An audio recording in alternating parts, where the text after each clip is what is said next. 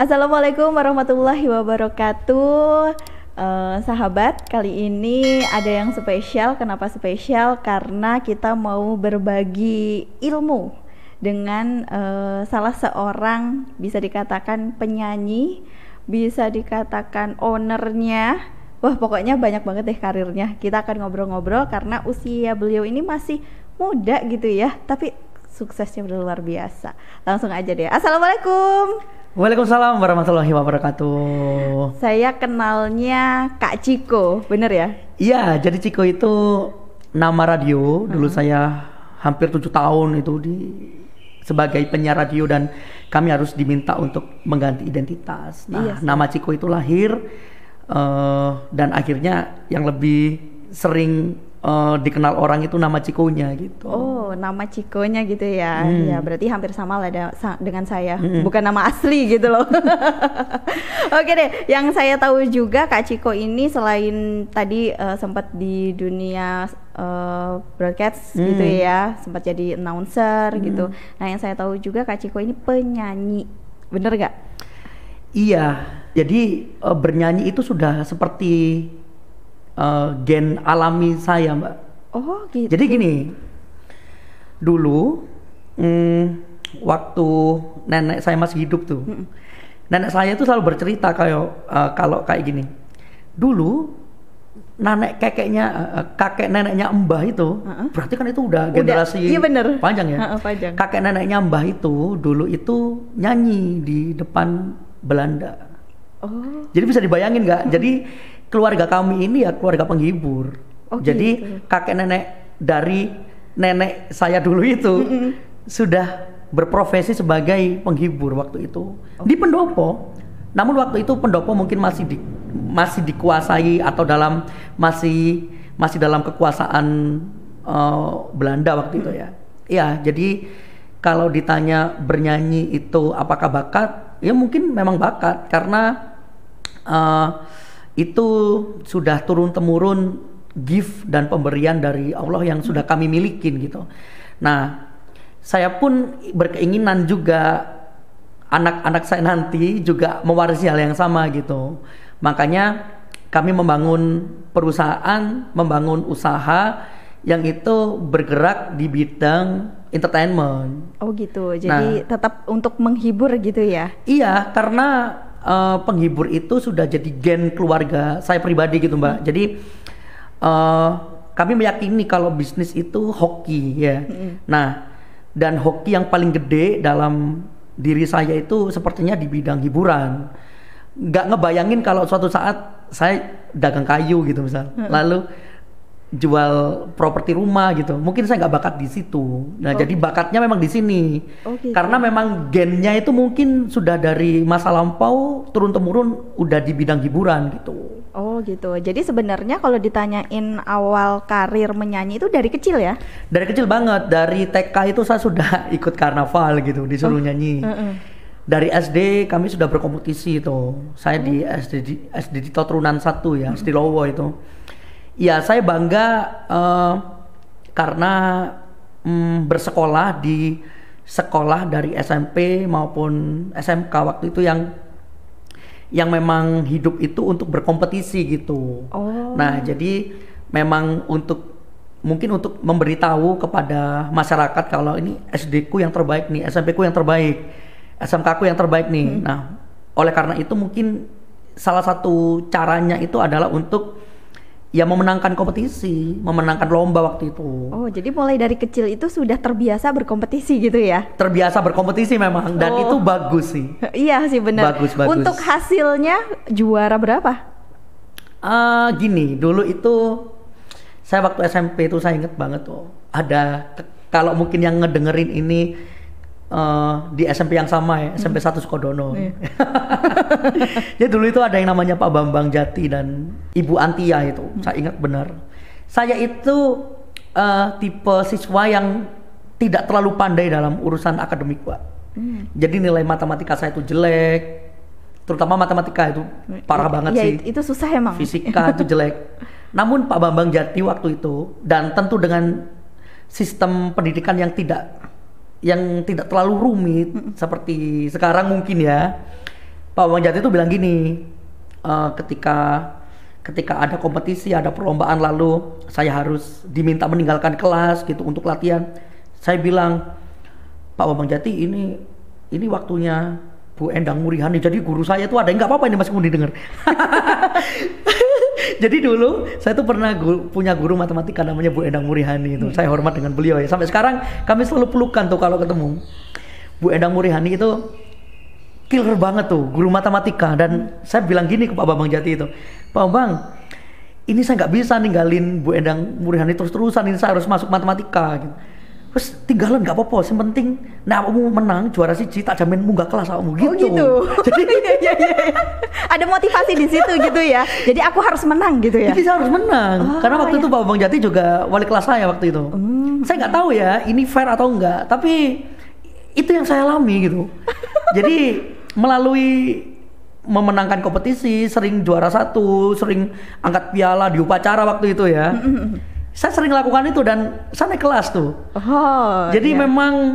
memang ya saya bersyukur ya pernah bersekolah di SD dan SMP 1 Sukodono waktu ya untuk Lumajang salah satu SMP terbaik lah saya rasa, dan itu yang membuat saya bersyukur tuh sampai sekarang karena saya punya cerita-cerita yang kalau diceritain itu nggak ada habisnya gitu. Tapi emang benar beberapa waktu lalu sempat saya podcast dengan salah satu kepala sekolah yang ada di Lumajang. Itu dia juga lebih mengedepankan passionnya anak-anak. Jadi anak-anak ini nggak harus pintar di semua mata pelajaran. Tapi kan biasanya orang tua pengennya anaknya itu pintar di semua mata pelajaran gitu ya. Yeah. Tapi si kepala sekolah ini enggak. Jadi passionnya kamu ini apa gitu. Dengan passion kamu terus ayo kita kembangkan. Terus kemudian ya kamu harus menghasilkan sesuatu, buktikan gitu. Dan ini sebenarnya salah satu contohnya yang udah dulu gitu ya. Kalau ditanyain usianya berapa Kak Ciko sekarang? Maksudnya jadi angkatan berapa gitu dulu pas SMP? Jadi saya itu kelahiran 91. Oh iya. Kelahiran 91, ya saya lulus SMK itu 2009. Cukup matang lah untuk memulai bisnis, untuk menjalankan sebuah bisnis yang mungkin kata orang lumayan gede, itu saya rasa cukup matang ya. Dan beberapa kali bisnis saya itu terselamatkan oleh kematangan-kematangan yang kami milikin gitu, baik dari saya dan dari teman-teman staf yang juga matang meskipun usianya tidak setua saya ya gitu. Dan itu membuat kematangan itu penting banget. Bagaimana kita tenang menghadapi klien, bagaimana kita tidak tergesa-gesa, bagaimana kita bisa memberikan servis terbaik, bagaimana kita bisa bertutur kata yang baik. Nah itu menjadi penting. Nah itu bisa kita milikin kalau kita punya kematangan gitu.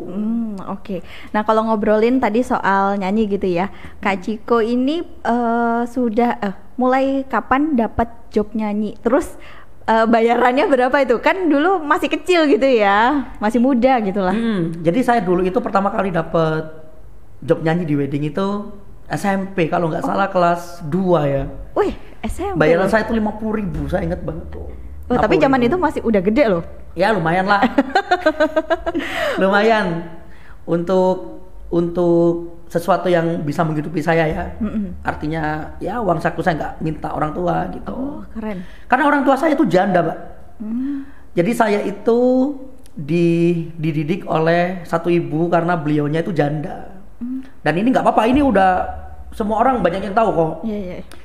Saya sendirian dengan mama saya itu dari waktu saya kecil banget waktu itu, dan saya tahu bagaimana kerasnya mama saya itu menghidupi saya waktu itu, dan oleh karena itu sekecil apapun rezeki yang saya terima itu sangat-sangat berguna gitu. Masya Allah. Jadi bisa membantu mama juga gitu ya? Sangat-sangat membantu. Okay. Kita bisa bicara banyak soal itu ya. Namun saya SMK itu kelas 2 sampai kelas 3 waktu itu hampir 1 tahun lebih lah. Itu saya udah reguler tuh nyanyi di Sulokambang tiap minggu. Dan bayarannya itu 150.000. Ya. 150.000 dibagi orang 5 tuh. Jadi saya tuh dapat uang 30.000. Tapi itu bisa menghidupi saya selama seminggu tuh kalau sekolah. Katakanlah minggu libur ya. Jadi Senin sampai Sabtu saya sekolah, 30.000 dibagi 6 hari itu 5.000 tuh satu hari, itu lumayan gede tuh. Karena waktu itu naik angkot masih 500, lalu sempet naik 1.000, masih cukup lah 1.000, Masih cukup ya. 2.000 paling mahal, PP 3.000-nya bisa buat ini uang saku gitu itu. ST juga masih 500-an ya? Iya, bener banget. Oke. Gitu. Oh, jadi kalau misalkan ditanya job nyanyinya itu udah dari mulai SMP gitu ya? Udah Terus dari- akhirnya sampai sekarang gitu. Sampai sekarang job nyanyinya berapa sih? Nah, jadi Gede ya, gede. karena saya menyadari kalau gen saya itu adalah penghibur, jadi saya memang dikasih gift pemberian oleh Allah itu berupa kemampuan bernyanyi. Nah, itu saya manfaatkan tuh. Yang awalnya bernyanyi hanya sekedar bernyanyi, lalu saya manfaatkan itu bagaimana itu bisa menjadi sebuah industri. Nah, sebenarnya kan kemampuan switch itu yang susah. Kalau mungkin saya nggak punya kemampuan untuk memikirkan itu, ya mungkin saya bekerja di tempat lain. Artinya bernyanyi itu hanya sekedar hanya bakat gitu, Iya. atau untuk kepentingan kantor, untuk ulta kantor saya nyanyi gitu. Kan banyak tuh orang yang pandai bernyanyi, punya kemampuan bernyanyi, tapi dia tidak switch itu menjadi kebutuhan industri. Nah, akhirnya dia ya hanya menghibur untuk internal kantor, internal kampus kayak gitu-gitu itu. Oh, oke. Selain menyanyi, kegiatannya dulu apa aja? Jadi kalau saya waktu sekolah itu memang karena banyak kompetisi yang kami ambil gitu, hampir waktu seminggu itu ya sangat-sangat terbagi dengan waktu latihan tuh kalau waktu SMA, SMP, SMK ya. Lalu ketika saya lulus SMK, saya jadi penyiar, itu pun juga masih konsisten latihan tuh, nyanyi, update lagu sampai sekarang. Oh, oke. Jadi dulu sempat jadi penyiar, penyanyi gitu ya. Oh, job setnya banyak ya? Lumayan. Nah, coba tak lanjutkan yang tadi ya. Karena kami berani untuk mengubah kemampuan kami itu menjadi ke ranah yang lebih private ya. Artinya ranah private itu timbul kerjasama pribadi antara saya dengan orang yang mungkin punya hajat gitu, orang yang ingin bikin pesta gitu. Nah, makanya secara profesional itu kami tata sedemikian rupa agar dari penjadwalan, dari layanan, dari performa, dari penampilan itu lebih layak untuk dinikmati lah gitu. Oh, jadi lebih pengennya ke profesional gitu Iya, ya? jadi sekecil apapun budget yang kita terima, namun kalau sudah ada penjadwalan, sudah nerima untuk di booking orang untuk bisa nyanyi nggak bisa gitu, nah itu udah profesional tuh artinya, meskipun budget kita 100.000, 50.000 itu udah profesional. Nah, kalau sudah profesional berarti dari penjadwalan itu harus teratur, lalu dari segi penampilan, dari busana, yaitu paling enggak kita udah berkorban untuk itu biar penampilan kita itu bagus gitu. Ya meskipun dalam penampilan saya tidak, tentu manusia biasa ya Mbak ya, tentu tidak serta-merta lancar 100%, tapi paling tidak dengan sesuatu yang itu sudah termanajemen dengan baik, paling tidak bisa meminimalisir kesalahan lah gitu. Oh, seperti itu. Aku pengen lihat nih foto-fotonya Kak Ciko. Boleh. Pas nyanyi. Boleh. Nah, ini keren ya. Ini dekornya juga dari Kak Ciko. Iya, itu Serenata Decor. Jadi Lemon Tea itu kan brand usaha yang awalnya kami hanya punya satu layanan itu, Mbak. Awalnya kami punya satu layanan Lemon Tea Entertainment. Lalu kita berkembang dengan menambah 4 layanan lagi. Ada Lemon Tea Nikah WO, lalu ada Lemon Tea Property Pesta, kami menguasai sound system, kami menguasai lighting dan lain sebagainya. Lalu kami punya Serenata Decor seperti yang kita lihat bareng-bareng tuh di situ.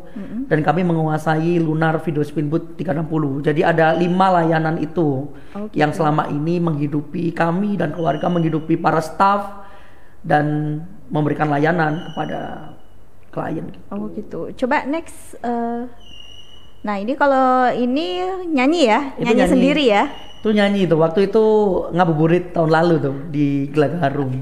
Oh Di iya, Bupel. heeh. Kayaknya ini deh yang ketemu sama aku di Gelaga Oh Harum. gitu ya. Terus next. Oh ya ini juga. Oh jadi selain apa ya memanage untuk wedding, berarti Kak Ciko ini juga sebagai penyanyinya juga. Iya, jadi kami kan punya 5 layanan tuh. 5 salah satunya entertainment, ada WO, ada dekor, banyak lah. Ya memang strategi bisnisnya kayak gitu Mbak. Oh, Jadi itu memang kami akui sebagai strategi bisnis. Kalau saya nggak dapat WO-nya, saya nyanyi tuh. Oh iya. Kalau nggak dapat nyanyi, dapat dekornya. Oh. Kalau saya nggak dapat dekor, saya main lunar tuh. Itu terus aja muter. Untung-untung kalau kita dapat semua gitu. Oh iya keren. Dan itu kalau bagi saya pribadi itu bukan serakah ya, tapi itu memastikan bahwa keberhasilan pesta pernikahan itu dapat tercapai dengan baik gitu. Iya Itu yang kami maksud dengan menguasai gitu. Menguasai itu tidak serta merta konotasinya negatif ya Mbak. Menguasai itu artinya memastikan bahwa pernikahan yang kami laksanakan itu dapat tercapai dengan baik gitu. Meskipun kami berteman baik dengan siapapun. Artinya begini, kalaupun itu kita hanya diminta bernyanyi ya nggak apa-apa. Mungkin dekornya orang lain, mungkin nggak pakai lunar nggak apa-apa. Mungkin kita hanya mendekor lalu WO-nya orang lain nggak apa-apa gitu.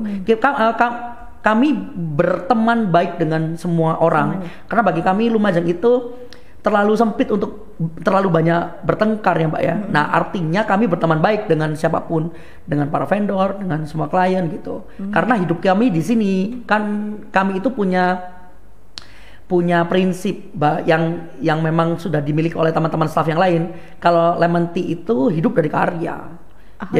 Jadi kami itu hidup dari sesuatu yang kami lakukan gitu. Kalau tidak ada orang yang mempercayakan karyanya kepada kami ya berarti kita nggak kerja tuh dan kita siap-siap buat bangkrut gitu aja.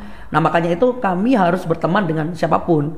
Kalau kami diminta untuk melaksanakan semua, artinya semua layanan kami di booking karena orang lain itu percaya sama Mas Ciko aja biar pesta kami lebih keren gitu ya nggak apa-apa kita terima gitu. Oh jadi siap gitu ya siap semuanya ya. Siap dengan skenario apapun. Oke. Next fotonya.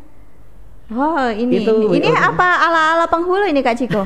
Jadi itu kostum waktu MC akad tuh. Oh. Jadi kalau orang booking WO kita itu memang servis kita karena orang itu kan sudah bayar, udah ngasih kita budgeting yang lumayan cukup besar buat kami, makanya dan oleh karena itu kami siapkan free MC itu, free MC resepsi dan free MC akad. Oh gitu. Jadi totalitas banget ya Kak Ciko. Iya, karena kami memastikan agar akad nikahnya itu keren. Oh iya. Karena bagi kami akad nikah itu sesuatu yang harus didramakan.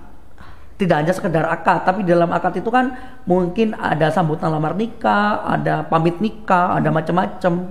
Nah, itu memang harus didramakan. Nah, mendramakan itu tujuannya untuk hasil foto dan videonya tuh bagus gitu. Iya, benar, keren.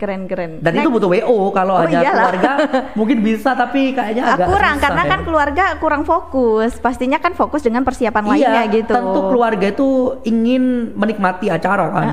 Nah, untuk urusan teknis yang ribet-ribet ya biar kami yang bantu gitu. Iya benar. Next. Wih, ini apa? Ini suatu konsep yang unik loh menurut saya. Ini kenapa kok kepikiran konsep yang seperti ini? Ini kan jadul ya. Jadi gini, saya itu MC kan udah lama tuh, nyanyi MC juga. Dulu di awal-awal tahun 2018, 2019, 2020 mungkin MC gini. Teknis saya dalam menghibur itu pokoknya gokil gitu. Jadi Mbak, sekarang itu MC itu kalau nggak gokil dan nggak jago tiktokan, nggak jago flash mob, susah buat laku. Oh ya. Ini bisa benar bisa salah ya. Ya mohon maaf kalau salah gitu. Tapi ini pengalaman saya pribadi. MC sekarang yang hits itu artinya yang laris itu adalah MC yang berani heboh, yang dia bisa ambil inisiatif untuk ayo semuanya ikutin saya, kita joget gitu. Oh iya. Yang gitu. Jadi untuk MC yang pendiam, MC yang mungkin nggak mau melakukan itu, ya nggak apa-apa, itu hak mereka. Tapi sepertinya itu kurang dilirik oleh klien. Kurang asik karena Kurang, kan. iya karena klien itu pingin hasil foto dan videonya itu everlasting, bagus gitu. Oh, iya. Kalau heboh, wah itu keren gitu. Nah, saya sudah melakukan itu dari lama dan saya merasa bahwa saya nggak boleh kayak gini terus gitu. Karena saya makin tua. Kalau saya makin tua, misal nih usia saya 40, ya masa saya tetap gitu loh. Oh iya. Tentu itu bukan sesuatu yang memalukan karena itu bekerja gitu. Tapi saya sendiri yang merasa, aduh, masa sih saya harus begitu?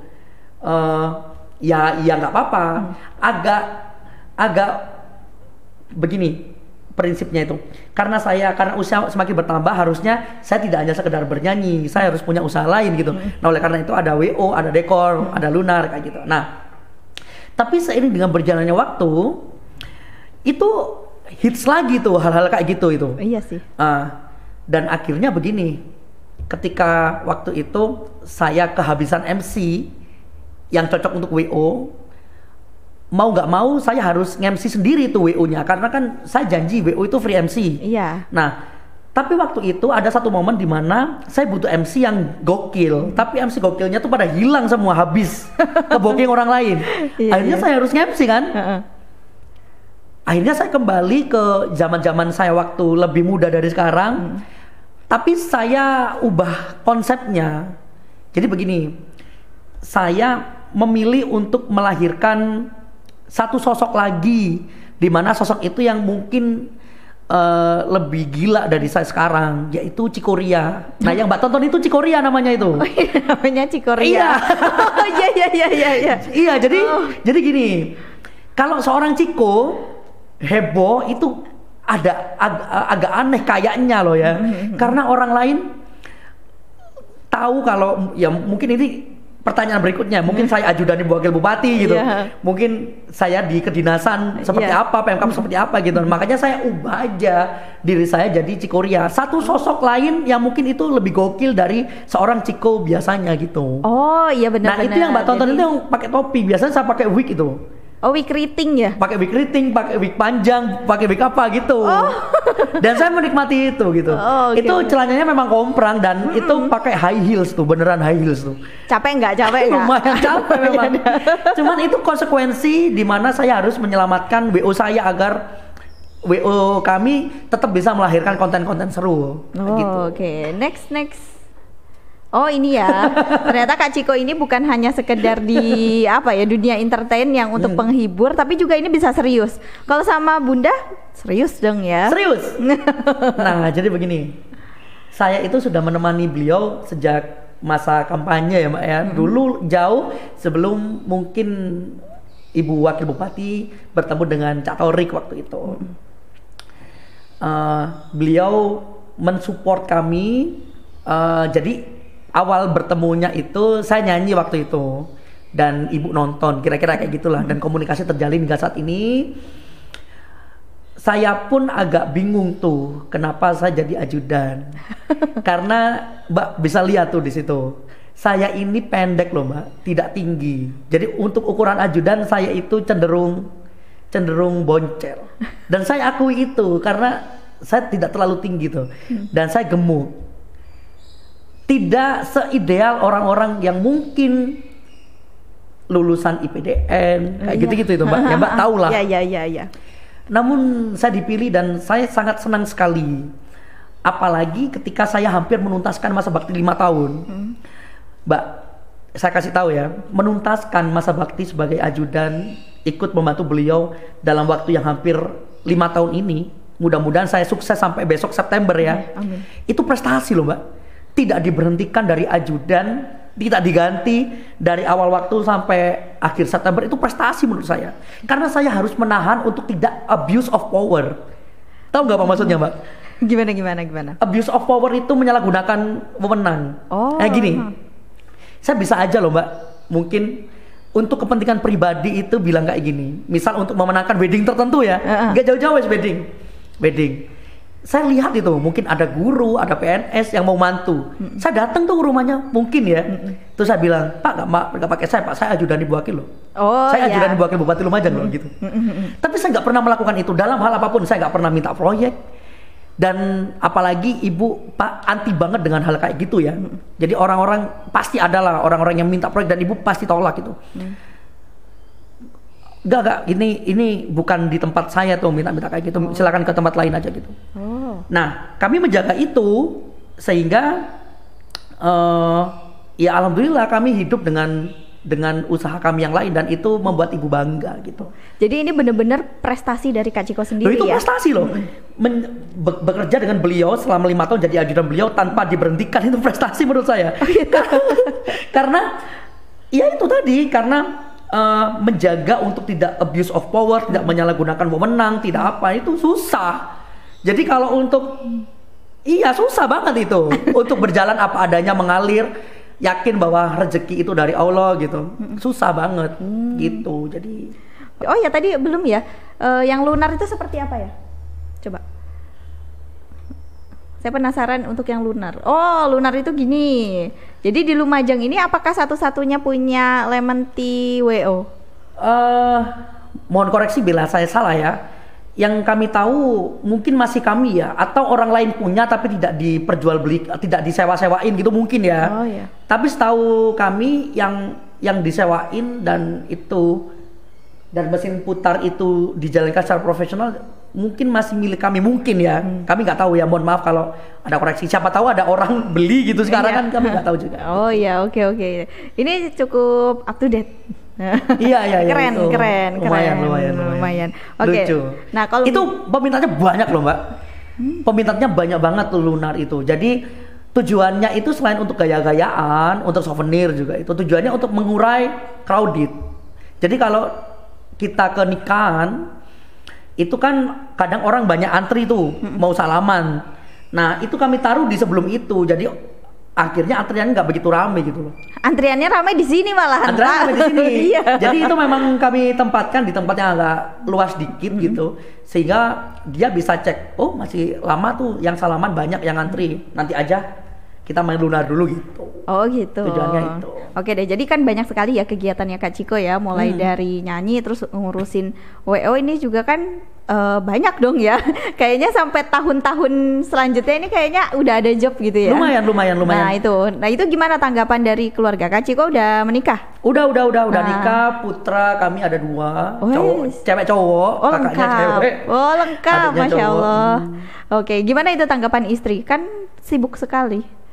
Istri mendukung selama kami bisa mencari nafkah dengan cara yang baik ya, cara-cara yang ma'ruf.